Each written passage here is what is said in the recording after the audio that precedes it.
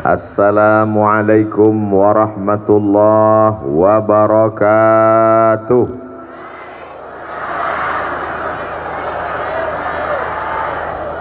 Apa kabar bapak-bapak, ibu-ibu, sehat semua? Kumaha atuh damang?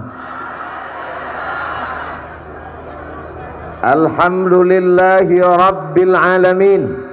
Wassalatu wassalamu ala ashrafil khalqi ajma'in Sayyidina wa syafi'ina wa zukhrina wa qurrati a'yunina wa maulana Muhammad wa ala alihi wa sahbihi wa man tabi'ahu ila yaumiddin.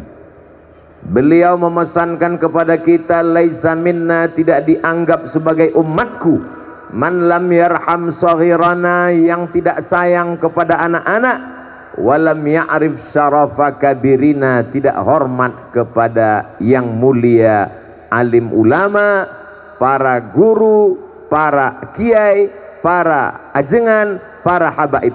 Yang kita hormati guru saya, guru kita semua, Al-Mukarram Kiai Haji Jujun Junaidi beserta seluruh keluarga. Mudah-mudahan dipanjangkan umur, disehatkan badannya, supaya kita mendapatkan barokah ilmunya, anak cucunya soleh dan solehah, mujahid fi sabilillah. Hadir juga bersama kita pada kesempatan ini Bapak Umuh, Bapak Ridwan, bapak-bapak, ibu-ibu, hadirin hadirat, tak dapat saya sebutkan satu persatu. Insya Allah semuanya dimuliakan Allah subhanahu wa ta'ala. Amin ya rabbal. Dalam perjalanan menuju pondok pesantren Al-Jauhari, apa yang terlintas di pikiran Ustadz Abdul Somad?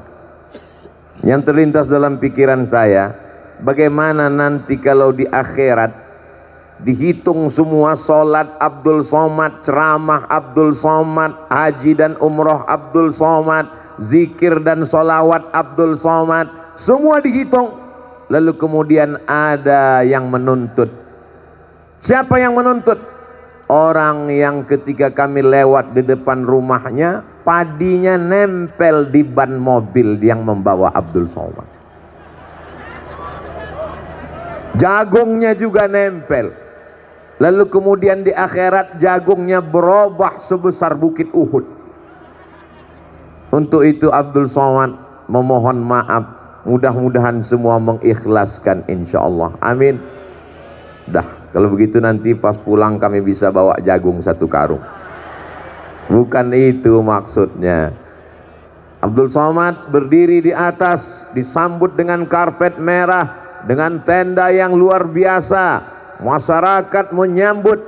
Ini semua karena guru kita semua, Kiai Jujun.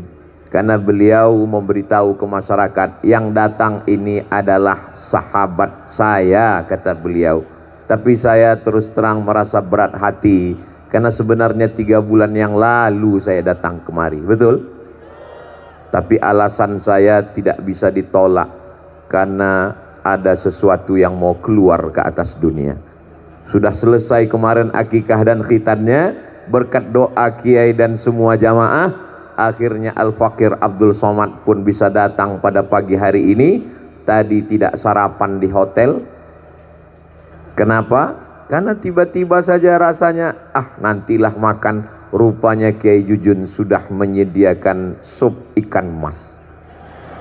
Rasanya tidak bisa diceritakan dengan kata-kata, karena rasaku bukan rasamu. Begitulah Kiai Jujun memuliakan dan menghormati. Padahal saya datang sebagai murid, sebagai al-fakir, sebagai santri yang ingin bersilaturahim dan belajar. Saya tidak datang ingin niatnya berceramah, menggurui. Na'udzubillah. Niat selalu keluar rumah untuk belajar. Man kharaja fi talabil ilmi, siapa yang keluar rumah dengan niat menuntut ilmu, fahuwa fi sabilillah, maka dia sama seperti orang berjihad fi sabilillah hatta yarji'a, sampai pulang ke rumah. Saya keluar rumah kemarin dari Pekanbaru Riau, menyeberang dari Pulau Sumatera ke Pulau Jawa, ke bumi Pasundan. lalu kemudian niatnya jihad fisabilillah, maka semua yang hadir ini juga sampai pulang ke rumah nanti dapat pahala jihad fisabilillah. Tapi selesai acara langsung pulang. Jangan pulangnya nanti jam 2 malam. Ditanya sama istrinya, "Akang dari mana? Aa dari mana?" "Dari jihad." Padahal acara sudah selesai jam 12. Itu bukan jihad, jahat. Saya diberikan kesempatan, Kiai Jujun tidak ngasih judul. Ustadz Abdul Somad bebas mau ngomong apa aja, apa saja boleh dibahas, termasuk masalah anjing. Tapi tidak boleh keluar dari memperingati Isra wal Mi'raj dan wisuda tahfizul mutun. Kita sekarang pada bulan Februari. Serba salah jawab pertanyaan Ustadz Somad. Mau dijawab Februari, ntar dia bilang Rajab. Mau dikasih tahu Rajab, katanya Februari. Dua-duanya kita pakai.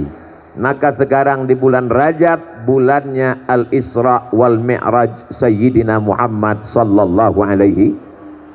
Nanti kalau ada yang mengatakan bulan Rajab Isra Mi'raj bid'ah, Rabiul Awal Maulid Nabi bid'ah, bulan Sya'ban nisfu Sya'ban bid'ah, bulan Ramadan nuzul Quran bid'ah. Nggak usah dilawan, nggak usah bawa dalil, nggak usah berdebat, nggak usah keluar suara sampai uratnya putus. Yang penting buat aja terus sampai yang membid'ahkan capek dan mati. Betul? Buat maulid, buat Isra Mi'raj, buat nuzul Quran, buat halal bil halal. Adapun yang membid'ahkan, itu bid'ah, itu bid'ah, itu bid'ah, gas terus sampai akhirnya suaranya habis. Bid'ah, bid'ah, bid'ah, bid'ah, bid'ah.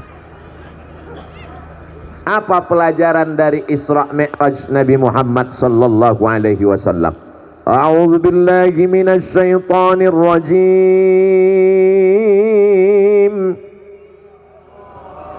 Bismillahirrahmanirrahim. Subhanalladzi asra bi'abdihi laila. Yang namanya Laila jangan GR duluan. Ini kok nama saya yang disebut? Subhana maha suci Allah, alladzi asra bi'abdihi, yang memperjalankan hambanya Laila pada suatu malam. Makanya banyak perempuan namanya Laila, lahirnya malam. Anak bapak dikasih nama Laila? Iya. Kenapa dikasih Laila? Karena lahirnya malam? Enggak Pak Ustadz, karena hitam. Hitam manis. Minal masjidil haram ilal Masjidil Haram sekarang di Saudi Arabia, Masjidil Aqsa sekarang di Palestina. Antara Masjidil Haram ke Masjidil Aqsa, dari Saudi Arabia ke Palestina 1.500 kilometer. Yang nggak percaya ukur sendiri. Minal Masjidil Haram ilal Masjidil Aqsa alladzi barakna haulah, kami berkahi sekelilingnya. Untuk apa dilaksanakan Isra Mi'raj? Ada orang yang mengatakan Isra Mi'raj karena Nabi mau naik ke atas menemui Allah subhanahu wa ta'ala di atas arasy. Kita ahlus sunnah wal jamaah, Imam Abul Hasan al-Ash'ari yang menyusun secara struktur, secara sistematis, secara mudah dari Quran dan Sunnah, maka kita bermazhab fikih mengikut Imam Muhammad bin Idris Asy-Syafi'i. Secara akidah kita ikut Imam Abul Hasan al-Ash'ari. Allah tidak di atas, Allah tidak duduk di aras. Nabi Muhammad Isra Mi'raj bukan mau menemui Allah, tapi karena apa? Ayat ini menjawab, linuriyahu min ayatina, karena Allah ingin menunjukkan tanda-tanda kebesarannya. Kalau dikatakan Allah ditemui di atas aras, lalu bagaimana dengan Nabi Musa berkata-kata dengan Allah di atas bukit Tursina? maka makna Ar-Rahman alal arsistawa, Allah bersemayam di atas aras, artinya Allah maha kuasa. Bagaimana dikatakan Allah di atas aras, padahal aras itu makhluk, aras itu ada awalnya, ada akhirnya. Kalau Allah di atas aras, sebelum aras ada, Allah di mana? Sebelum tempat dan waktu diciptakan, Allah di mana?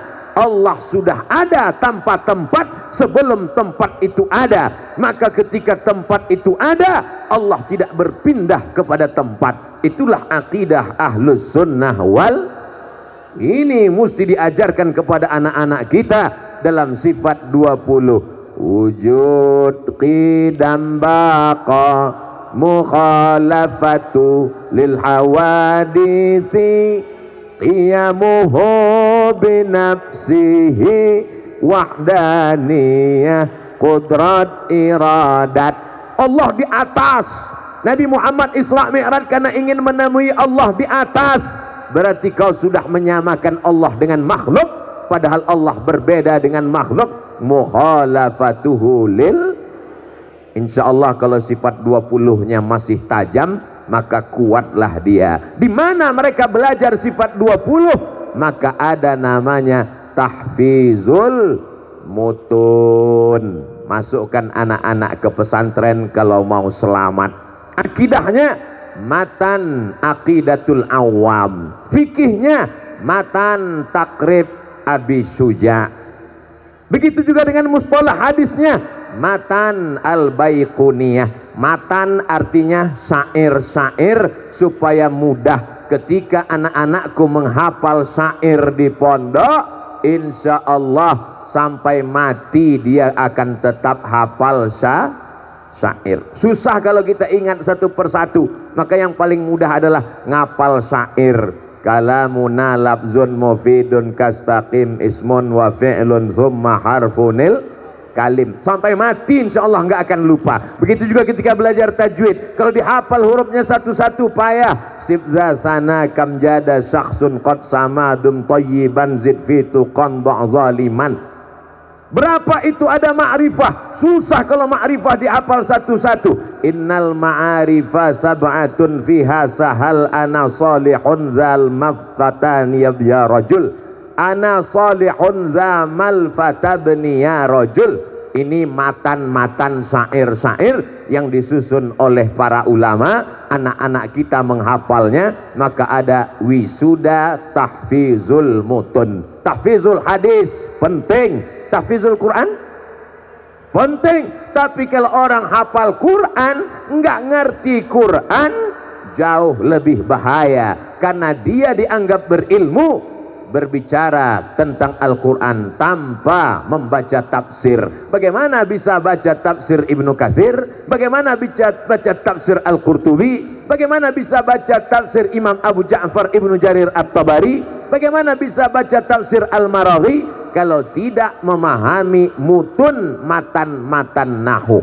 Maka masukkan anak ke pesantren. Yang sudah masuk ke pesantren, alhamdulillah. Setelah mendengar tausiah Ustadz Abdul Somad, anaknya dimasukkan ke pesantren, insya Allah. Yang sudah dikasih tahu enggak juga mau memasukkan anaknya, insya Allah kena narkoba, na'udzu. Semua anak-anakku ini semuanya selamat dari liberal, sekuler, komunis, ateis, agnostik, sabu-sabu, lem kambing, pacaran. Tidak ada jaminan anak-anak kita sekarang keluar rumah dia akan berkenalan dengan orang melalui medsos. Zaman saya dulu kalau mau kenal perempuan susah, dekat dengan perempuan menggigil ketakutan. Zaman sekarang tinggal cari namanya di handphone, tulis, ketemu, say hello, hai, tukar-tukaran nomor, DM, lalu kemudian terjadilah apa yang terjadi. Benteng pertahanan Ahlus Sunnah wal Jamaah adalah pondok pesantren, permata yang berkilau, bahasa Arabnya jauhar, al-jauhari. Anak-anak kita yang akan keluar dari pesantren Al-Jauhari ini seperti permata yang berkilau. Seorang anak lajang berdua dengan anak gadis yang akan dia pinang menjadi istrinya, bersama calon mertua jalan-jalan ke toko cincin, sampai di etalase kaca di toko yang megah mewah, di dalam mall yang super mahal. Begitu melihat permata di dalam kaca, semuanya seperti melihat kucing. Saat bertanya, berapa harga permata ini? Permata ini harganya 300 juta. Langsung darah tinggi kuman, asam lambung naik.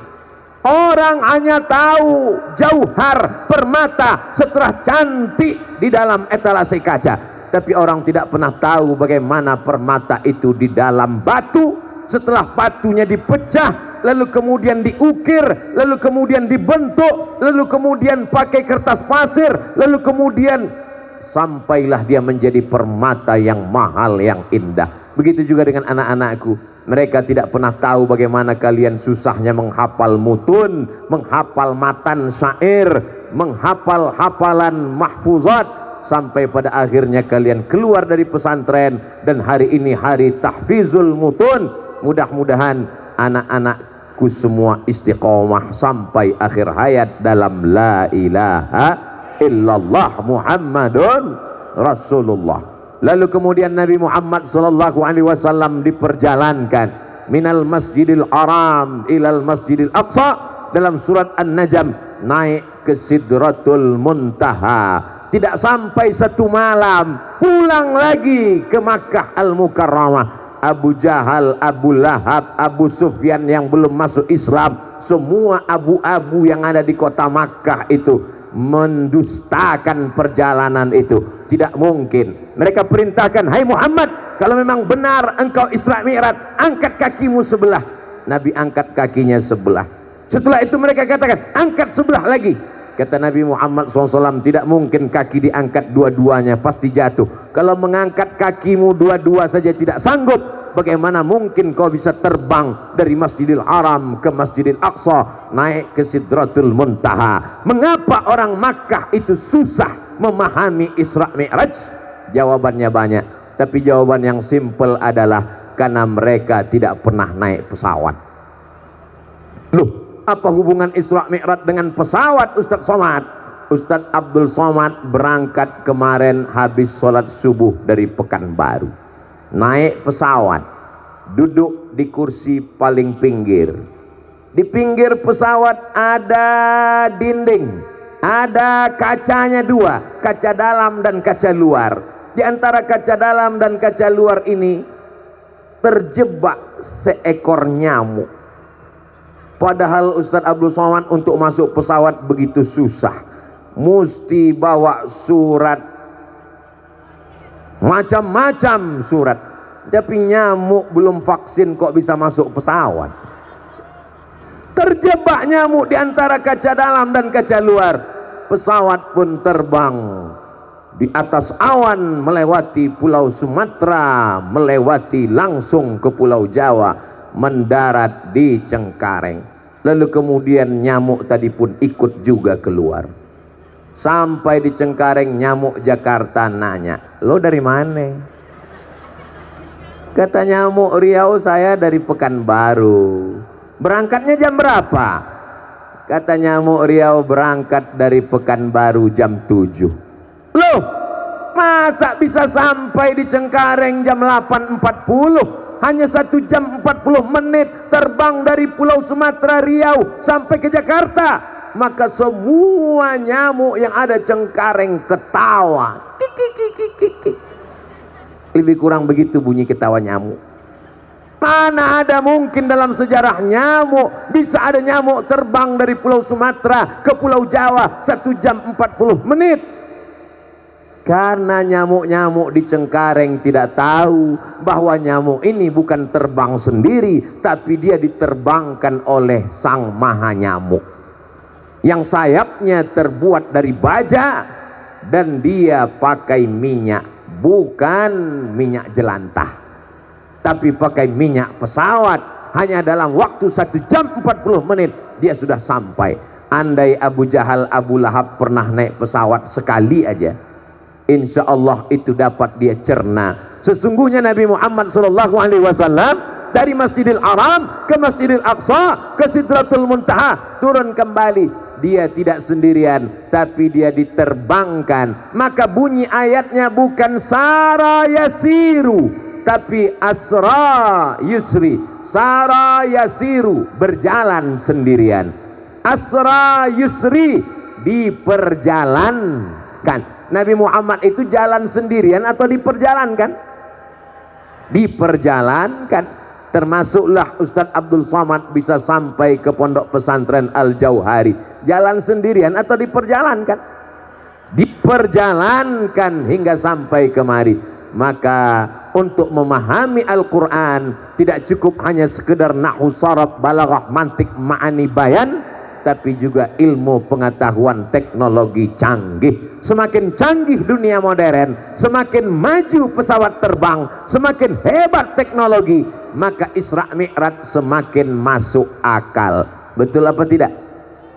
Terserah. Jamaah mau bilang tidak, saya teruskan juga.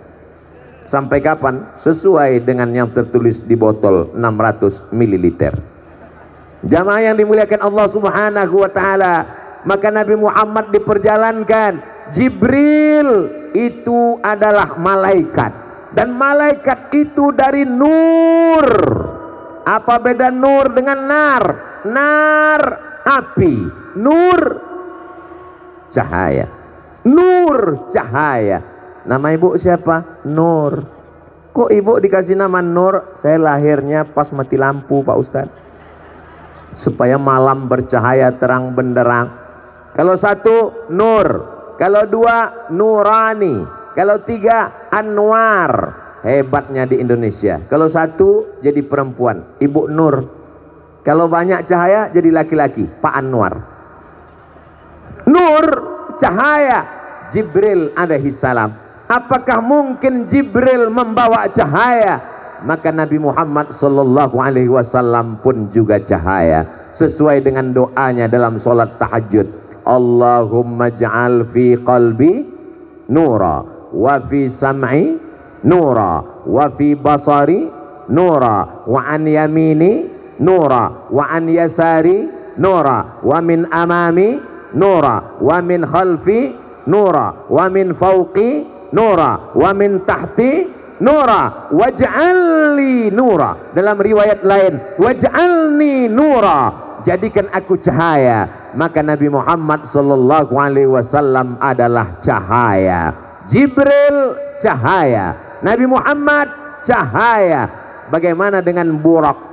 Burak digambarkan seekor kuda yang kepalanya kepala perempuan. Zaman saya waktu masih kecil pergi ke rumah tetangga, gambar itu ada ditempel di dinding. Gambar Burak, badannya kuda, kepalanya perempuan. Ini adalah penghinaan kepada Nabi Muhammad sallallahu alaihi wasallam. Yang di rumahnya ada gambar ini, tolong dicopot dan dibakar, karena Burak tidaklah seperti yang digambarkan para pelukis-pelukis itu. Burak diambil dari kata al-barku. Bapak ibu semua anak-anak santri hafal ayatnya.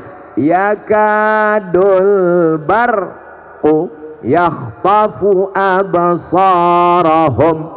Hampir saja barku, kilat, menyambar mata mereka. Burak, kilat, cahaya. Jibril, makhluk nur, cahaya. Nabi Muhammad sallallahu alaihi wasallam adalah nur di atas cahaya. Tiga cahaya melakukan perjalanan. Isra Mi'raj cukup dijawab anak SMP. Di SMP mereka belajar fisika. Di fisika diajarkan kecepatan cahaya. Kecepatan cahaya adalah 300.000 km per detik. Jika dari Masjidil Haram ke Masjidil Aqsa jaraknya 1.500 km, kecepatan cahaya adalah 300.000 km per detik. Berapakah waktu yang dibutuhkan untuk Isra Mi'raj? Itu nanti keluar ujian CPNS. Mohon saudaraku yang ada di Badan Kepegawaian Nasional, buatlah ujian CPNS itu yang bermakna buat agama. Setuju? yang isinya ada nilai dakwah dan agamanya. Setuju? Jangan seperti saya ikut CPNS dulu, saya masih ingat soalnya. Tono, Tini dan Tony menjaga warnet. Tini jaga warnet sore karena pagi dia kuliah. Tony jaga warnet sore karena malam dia masuk kelas. Tono dan Tini tidak bisa kerjasama karena pernah pacaran. Jam-jam berapa saja mereka bekerja sama? Coba kalau dibuatkan soalnya, ketika kecepatan cahaya 300.000 km per detik, jarak dari Masjidil Haram ke Masjidil Aqsa hanya 1.500 km, berapakah waktu yang diperlukan untuk Isra Mi'raj? Tidak sampai 1 detik. Innama amruhu idza arada syai'an ayyaqula lahu kun.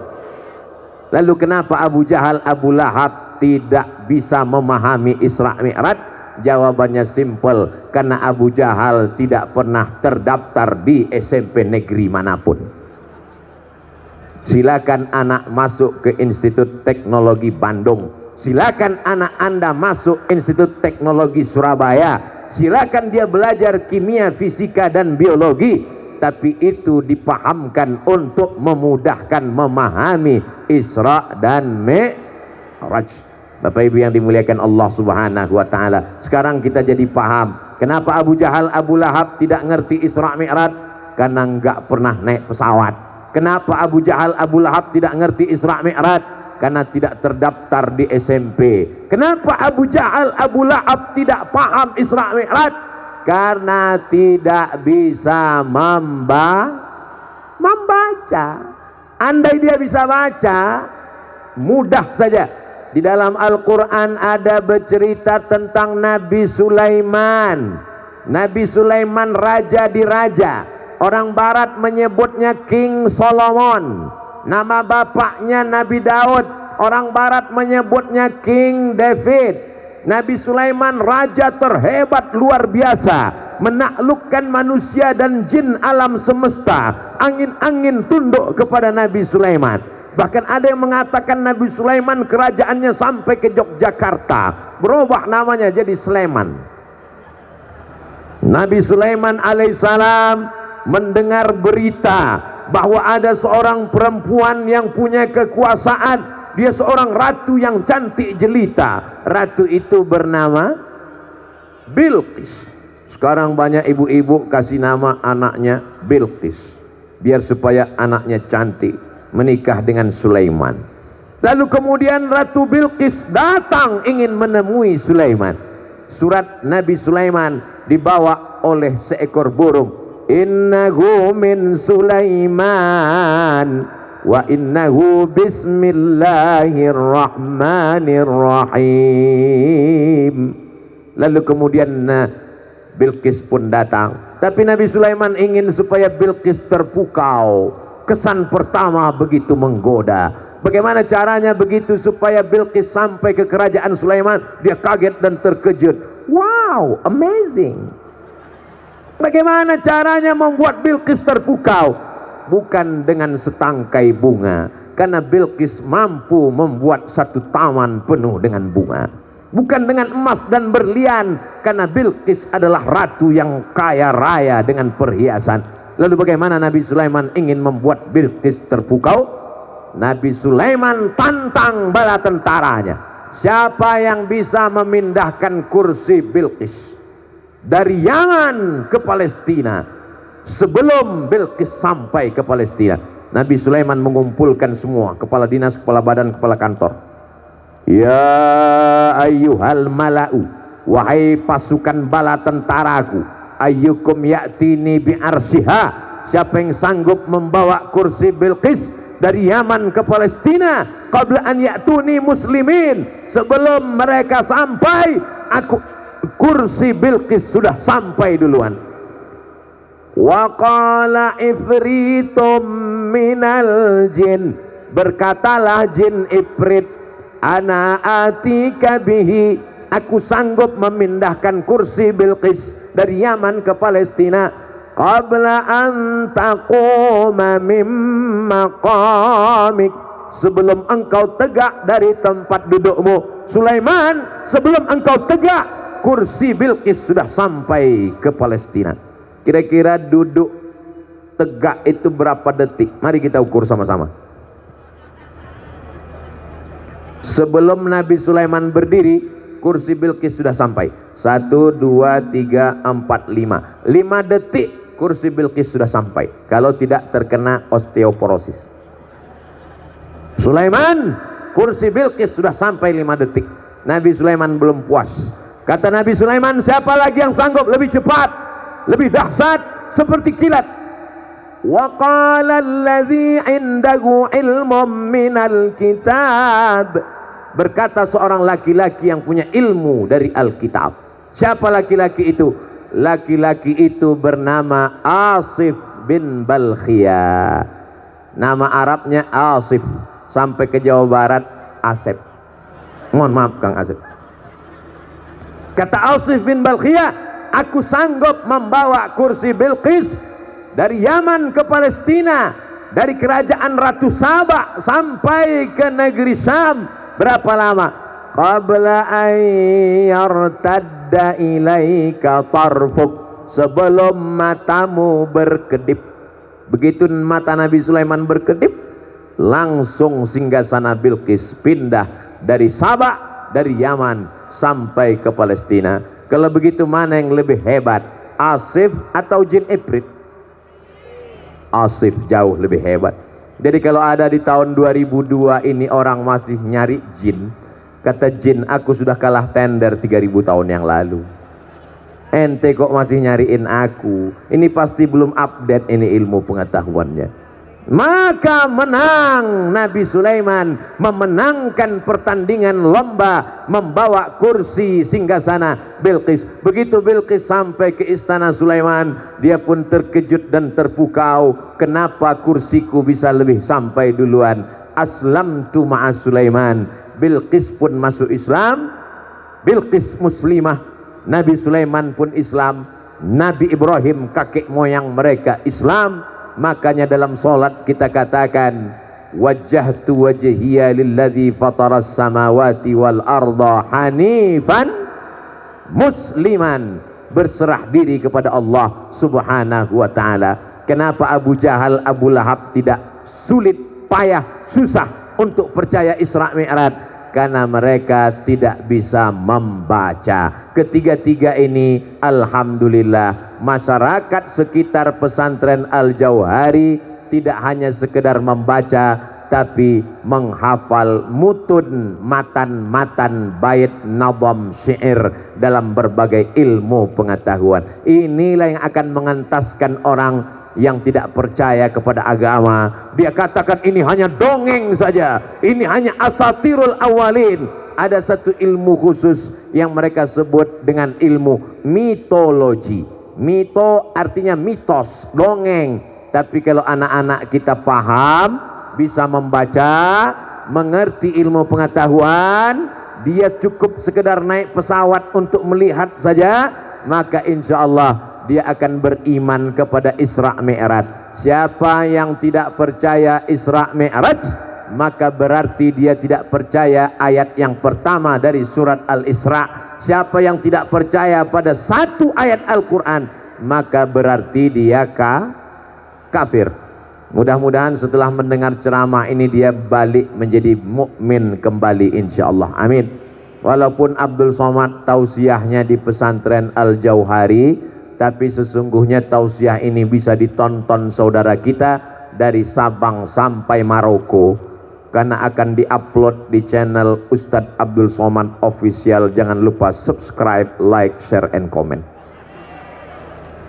Jamaah yang dimuliakan Allah subhanahu wa ta'ala, itu sebagai pengantar tentang Isra Mi'raj, supaya jangan sampai kita bicara Isra Mi'raj orangnya nggak percaya dengan Isra Mi'raj. Kita bahas isi Isra Mi'raj, dia sendiri sulit meyakini Isra Mi'raj. Maka mesti muqaddimah Isra Mi'rajnya duluan. Di awal tadi saya bahaskan tentang bid'ah. Kenapa? Karena ada sebagian orang takut untuk datang Isra Mi'raj karena bid'ah. Kalaulah Isra Mi'raj itu bid'ah, berarti yang ngundang masuk neraka, yang datang masuk neraka, dan yang paling panas ceramahnya, yang paling panas nerakanya adalah yang ceramah tentang Isra Mi'raj. Sudah berapa kali masuk neraka saya gara-gara Isra Mi'raj ini. Kemarin Isra Mi'raj masuk neraka, hari ini Isra Mi'raj masuk neraka, nanti malam Isra Mi'raj masuk neraka, bolak-balik masuk neraka gara-gara Isra Mi'raj. Padahal kita sedang membahas isi daripada Isra Mi'raj. Tapi mengkaji Isra Mi'raj dalam 60 menit gak bisa. Dari Masjidil Haram ke Masjidil Aqsa, naik ke Sidratul Muntaha, mau dibahas dalam 60 menit. Bahasa Arabnya mustahilun. Makanya nanti siapapun yang datang tausiah, Mama Dede datang cerita Isra Mi'raj, dengarkan. Papa Dede datang cerita Isra Mi'raj, dengarkan. Mbah Dede datang cerita Isra Mi'raj, dengarkan. Ustadz Somad cerita Isra Mi'raj. Yang penting datang, duduk, dengar, diam. Ngantuk tetap dapat pahala, ilmu enggak. Jadi kalau ada orang yang tertidur dengar ceramah, itu menunjukkan ceramahnya merasuk ke hati. Karena berapa banyak orang sekarang sulit tidur, kena penyakit insomnia, nggak bisa tidur. Rumahnya megah, mobilnya mewah, uangnya banyak, penyakitnya nggak bisa tidur. Orang Amerika, orang Eropa nggak bisa tidur memikirkan dunia. Orang Indonesia, orang Muslim baru ngelihat wajah Ustadz langsung tertidur. Berikut ini mari kita dengarkan tausiah yang akan disampaikan oleh Abdul Somad.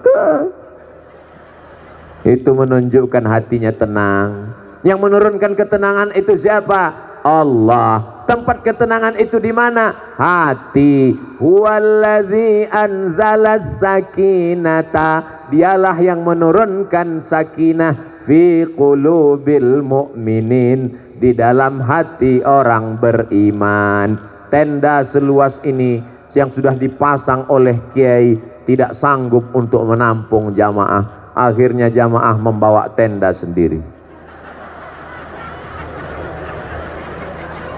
Ada yang berada di atas.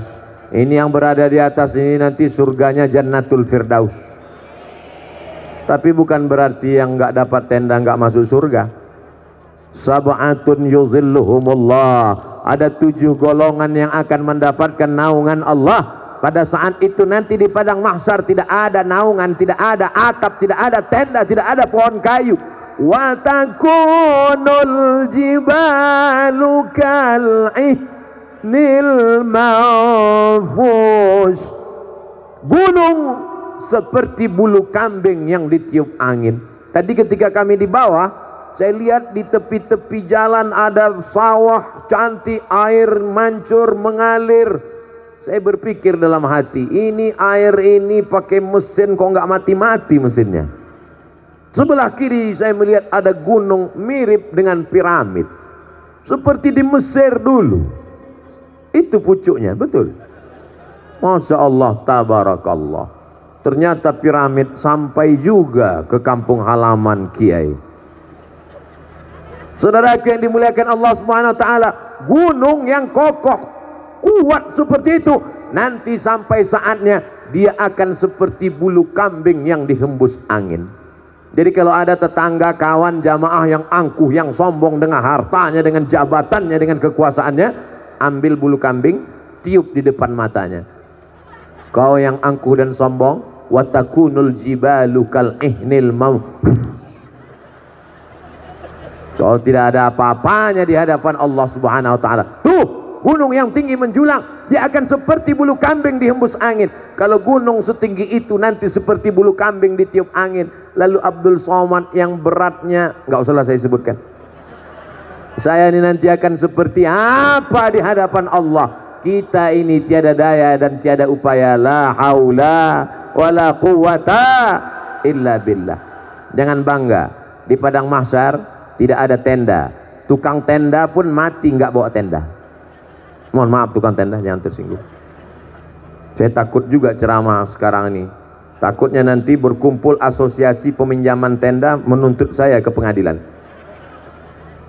Semuanya tidak ada yang mendapatkan tenda atap tempat bernaung, tapi ada beberapa orang yang dapat naungan. Sab'atun yuzilluhumullah. Ada orang dapat naungan di padang mahsyar, yauma la zilla illa zilluh. Hari itu tak ada tempat bernaung kecuali Allah. Di antaranya adalah rajulani, dua orang, tahabba fillah, berkasih sayang karena Allah, ijtama'a alaih, berteman karena Allah, wa tafarraqa alaih, berpisah pun karena Allah. Doakan supaya Ustadz Somad dan Kiai Jujun bersahabat karena Allah. Nanti ketika semuanya kepanasan, kami berdua dalam keadaan adem dan ayam. Lihatlah bersihnya hati jamaah. Begitu saya katakan, kami berdua adem dan ayam, yang lain mengatakan amin, padahal dia kepanasan. Sesungguhnya ketika engkau ridha melihat persaudaraan saudaramu, maka engkau pun juga dianggap sebagai orang yang bersaudara. Abdul Somad dari Pulau Sumatera, orang Melayu.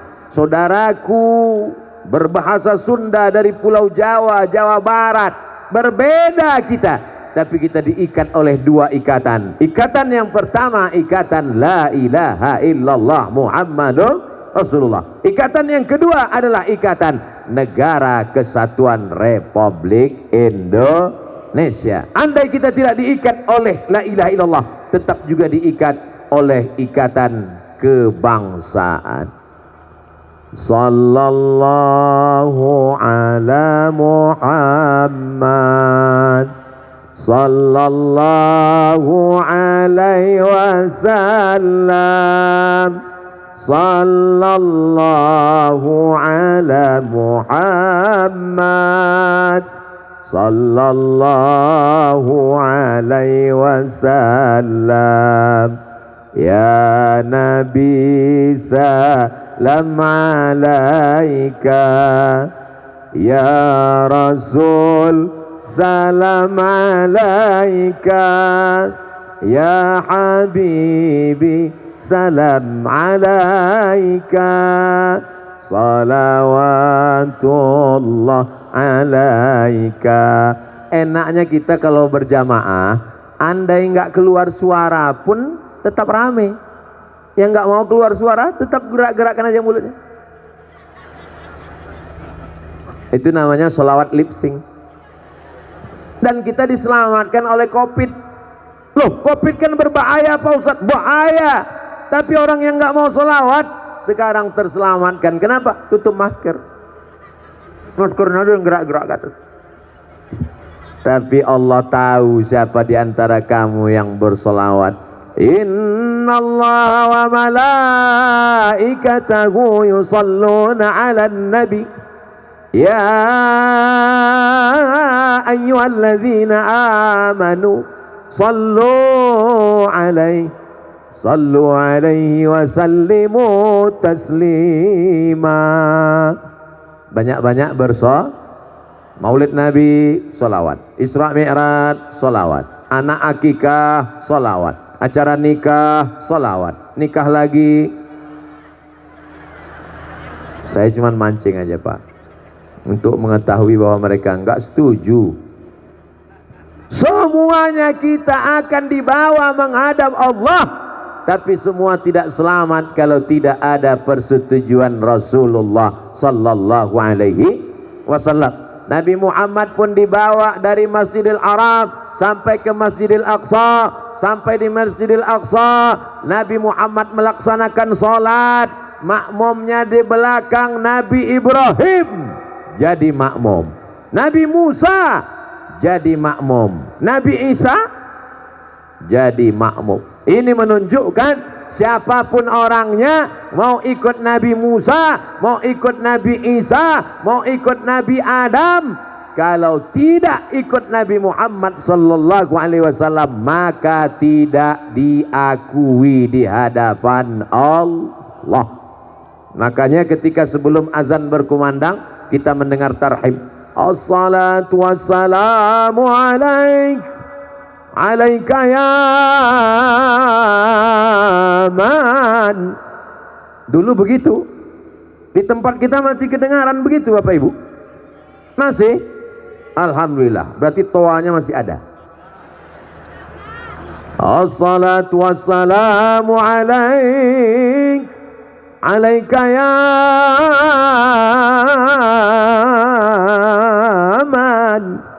ya man asra bikal muhaiminu laila. Wahai engkau yang sudah memperjalankan dia di tengah malam, dan ketika dia sampai di Masjidil Aqsa, dia melaksanakan salat.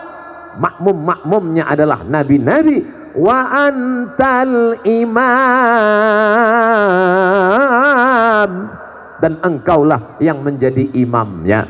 Mereka berkata, kami percaya kepada Musa. Mereka berkata, kami percaya kepada Isa. Maka turunlah ayat, qul, katakanlah, in kuntum tuhibbunallah, kalau memang kalian cinta kepada Allah, fattabi'uni, ikuti aku.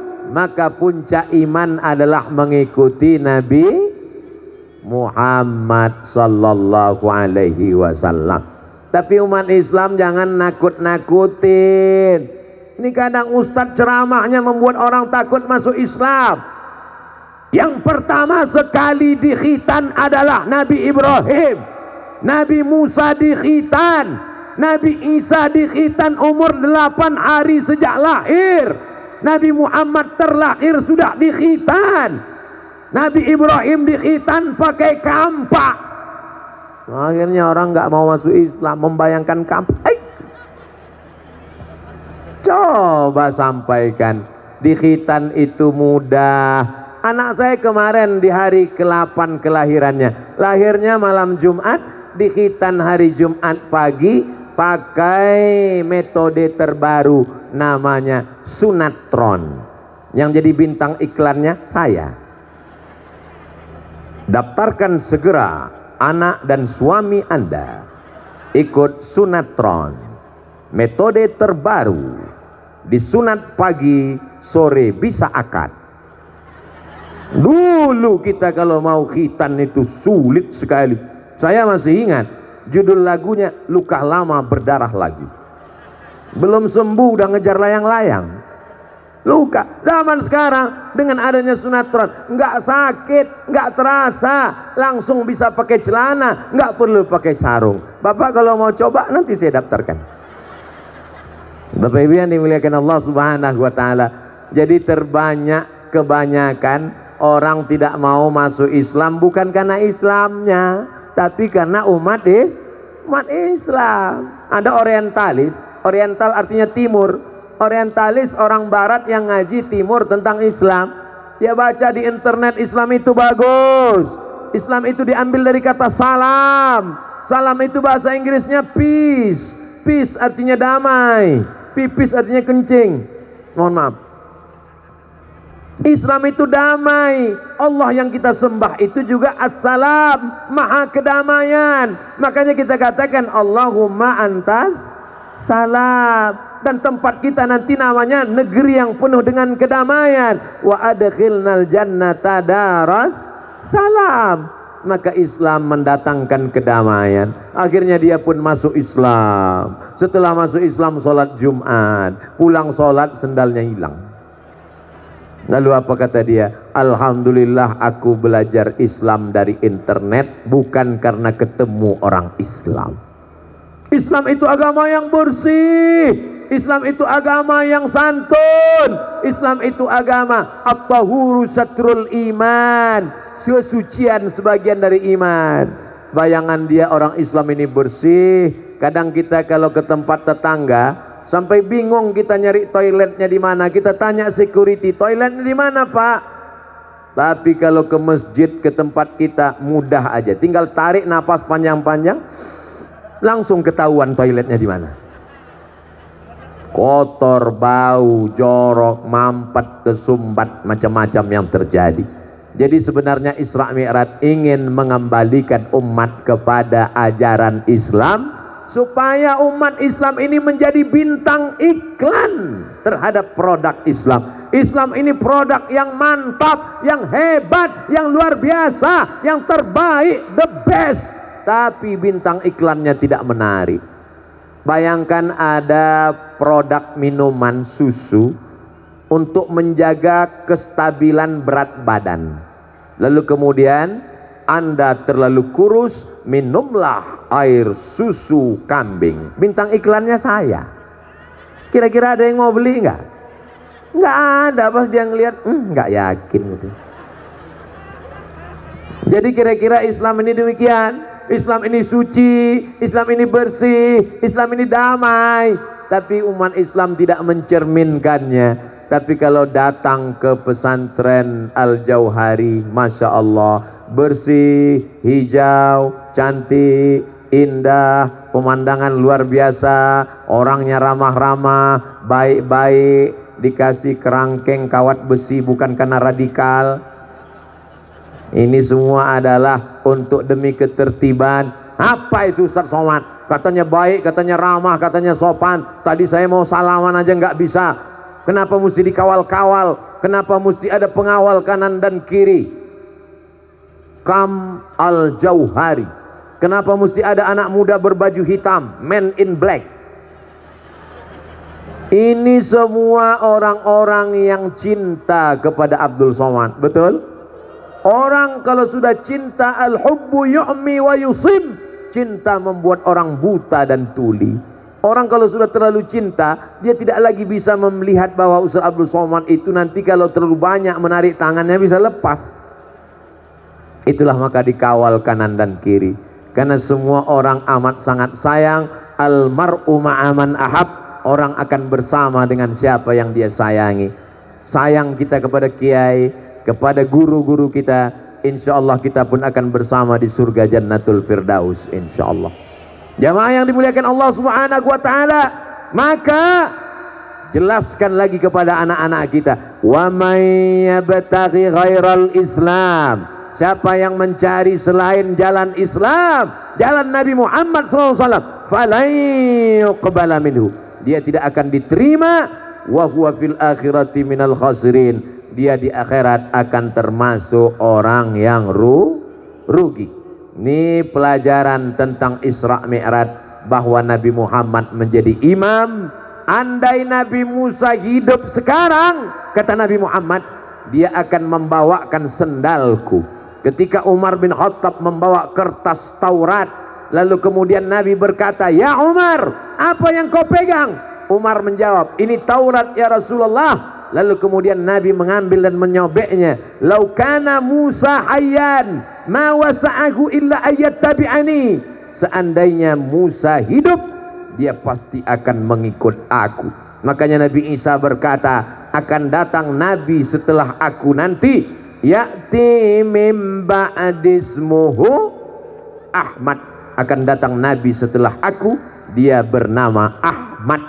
Di langit, di antara malaikat, dia terkenal dengan nama Ahmad. Di bumi, di antara manusia, dia terkenal dengan nama Muhammad.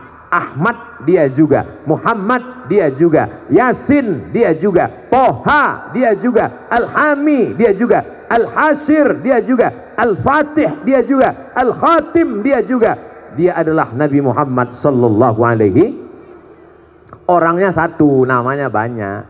Kemarin waktu seminar narasumbernya Profesor Dr. Abdul Somad kenal. Oh iya, tapi kemarin yang ceramah di tempat kami rasanya bukan dia. Yang ceramah siapa? UAS. Sama orangnya itu juga, cuman beda.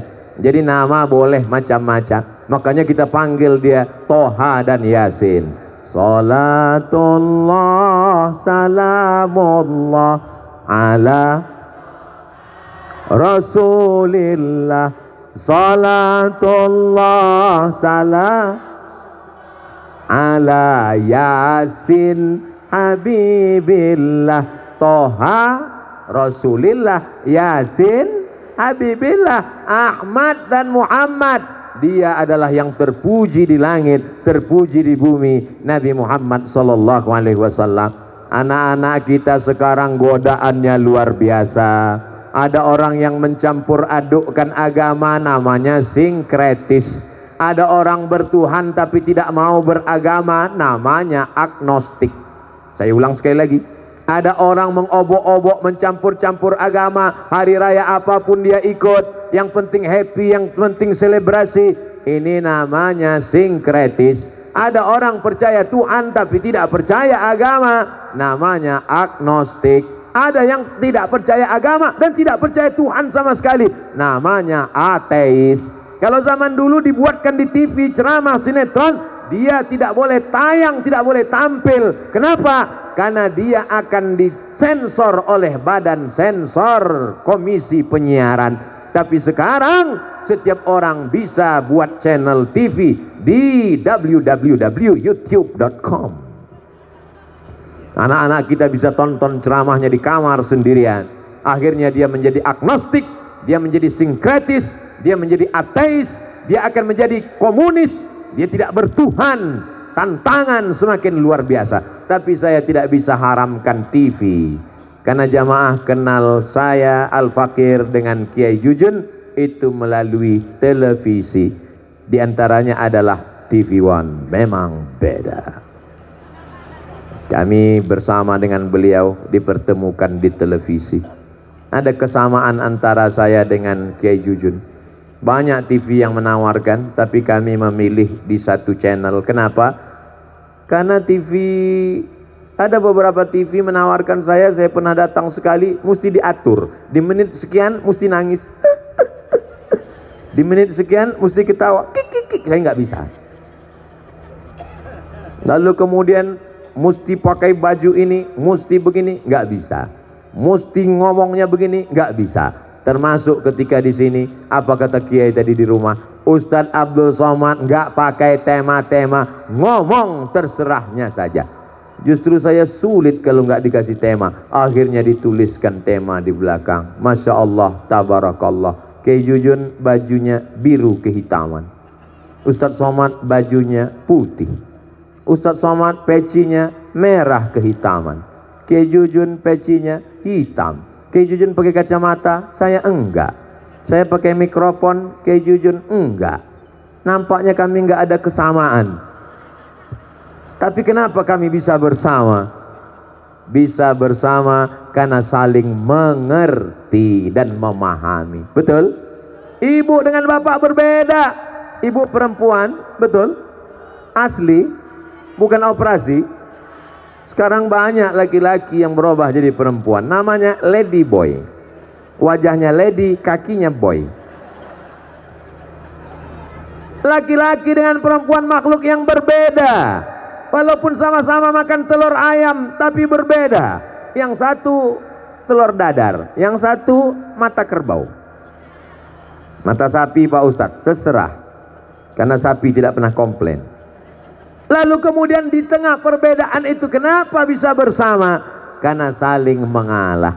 Jadi sesungguhnya kita bisa bersama karena saling mengerti dan memahami. Nabi Muhammad SAW mengajarkan itu. Setelah sholat, lalu kemudian Nabi Muhammad SAW pun dibawa naik. Dalam perjalanan itu macam-macam dilihat oleh Nabi Muhammad SAW. Lalu kemudian Nabi melihat ada seorang yang kukunya panjang dari besi, dia cakar wajahnya. Lalu kemudian siapa ini wahai Jibril? Inilah orang yang suka mengolok-olok. La talmizu anfusakum. Jangan kamu ejek dirimu, jangan kamu olok-olok dirimu. Mana ada orang mau mengejek dirinya sendiri? Mana ada orang mau mencakar dirinya sendiri? Ketika engkau mengejek temanmu, mengejek tetanggamu, mengejek saudaramu, maka sesungguhnya engkau sedang mengejek dirimu sendiri. Karena tetanggamu, saudaramu, kawanmu, sahabatmu adalah cerminan dirimu. Jadi kalau ada orang mengatakan, orang tidak baik, maka sesungguhnya dia sedang menunjuk satu jarinya ke depan, dan yang empat lagi dia katakan, akulah yang tidak baik. Kalau ada perempuan yang tidak pakai jilbab, tetangga dekat rumah, itu yang salah dia atau kita? Kita yang salah. Kenapa tidak kita belikan dia jilbab? Kalau ada tetangga dekat rumah tidak sholat, itu yang salah dia atau kita? Kita yang salah. Kenapa kita tidak mengajak dia sholat berjamaah? Ini kelebihan umat Nabi Muhammad sallallahu alaihi wasallam. Dalam Islam tidak ada namanya holy man, manusia suci. Yang suci maksum Nabi Muhammad sallallahu alaihi wasallam. Urusan dakwah jangan serahkan hanya pada Kiai Jujun dan Ustadz Abdul Somad. Nanti kami mati mendadak. Tapi urusan dakwah ini adalah ud'u ila sabili rabbik, ajak orang ke jalan Allah.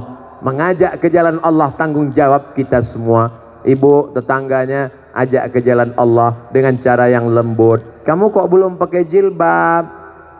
Cukup hatinya saja berjilbab. Oh, mungkin kamu belum punya jilbab. Ini aku belikan jilbab. Terlalu murah harganya. Aku aja lebih murah daripada ini. Fungsinya kan sama, menutup aurat.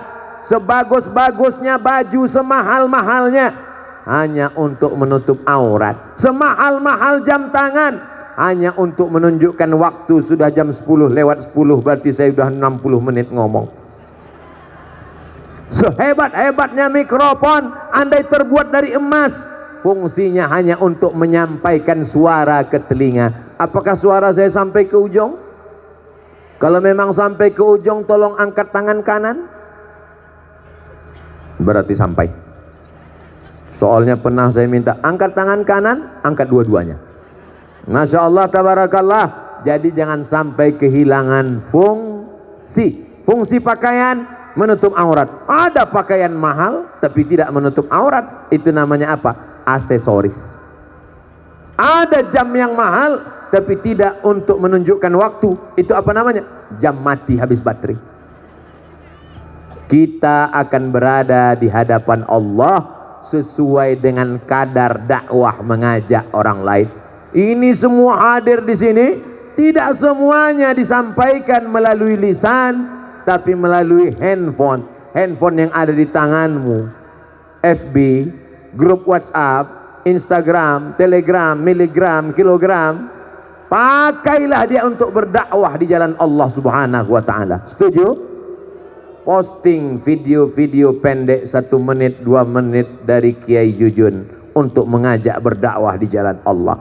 Jangan posting yang hoax, nanti kalau tertangkap sulit untuk dikeluarkan. Jangan posting berita yang tidak ada manfaatnya sama sekali, hanya mengolok mengejek saudara-saudara kita. Maka ini semua akan bernilai dakwah insyaallah. Saya senang sekali kalau ada nilai-nilai dakwah di dalamnya. Jangan sampai di dalamnya hanya menceritakan amal. Sebelum tahajud malam, pasang dulu kamera, streaming. Orang biasanya sholat melihat tempat sujud. Ini sholat melihat kamera. Allahu Akbar. Sudah berapa like-nya? Alhamdulillah, pagi ini zikirnya sudah 1000. Kamu berapa? Cukup kau posting saja satu hadis. Alladzi yadhkurullah walladzi la yadhkurullah mathalul ladzi yadhkurullah. Perumpamaan orang yang berzikir mengingat Allah dan orang yang tidak mengingat Allah seperti orang hidup dan orang Jadi kalau ibu suaminya berzikir mengingat Allah, berarti suami ibu hidup. Jadi kalau suaminya enggak ingat Allah, berarti suaminya genderuwo. Bapak kalau istrinya mengingat Allah, berarti istrinya hidup. Kalau istrinya tidak mengingat Allah, berarti istrinya kuntilanak. Makanya anaknya tuyul. Bagaimana caranya supaya kita lepas daripada lalai? Memperbanyak mengingat Allah. Tadi subuh ingat Allah, solat duha ingat Allah, dari hotel ke tempat kiai bersolawat ingat Allah, di majelis taklim, majelis ilmu ingat Allah. Nanti kita sholat zuhur ada kultum pengajian, ingat Allah. Sore ada yasinan, ingat Allah. Malam ada tahlilan, ketemuan silaturahim, ingat Allah. Tontonlah televisi yang bisa menjadi tuntunan. Grup-grup WhatsApp kalau bisa mengingatkan pada Allah, lanjutkan. Grup-grup hanya yang membuat banyak grup-grup sekarang. Grup sama-sama SD, grup-grup sama-sama SMP, grup yang sama-sama SMA, akhirnya grup-grup ketemuan di medsos. Cucian lama belum kering.